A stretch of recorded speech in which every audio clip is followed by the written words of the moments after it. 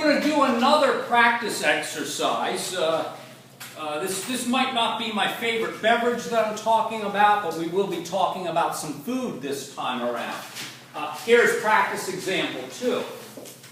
Some beans are good sources of protein. No meat, only chili contains beans. Therefore,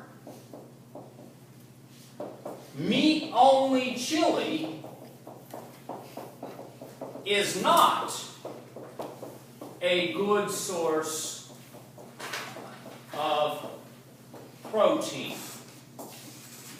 Now you notice that this one's not quite in standard form just because the terminology might be a little bit funky. So here's what we're going to do to try to deal with that. Let's make the first premise up here, some B for some beans. Some beans are P for good sources of protein. My second premise is no meat-only chili, we can just call it no M, for no meat-only chili are B for things that contain beans. Our conclusion will be, therefore,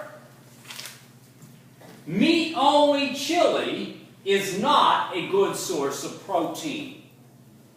Now you notice that it looks a little bit like a what statement. You might mistake it for an O statement, but it's not. This should also be an E statement. We should translate this as no M for no meat-only chili is P, a good source of protein. Now, honestly, if they're not already in standard form for you, it does sometimes take a little bit of practice to make sure that you translate it into standard form properly.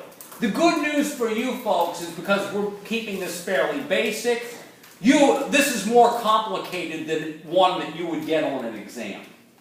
This is, I repeat, this is more complicated than one that I would give you on an exam, since we're keeping this fairly basic.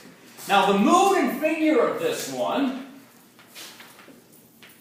our first premise is an I for some B or P.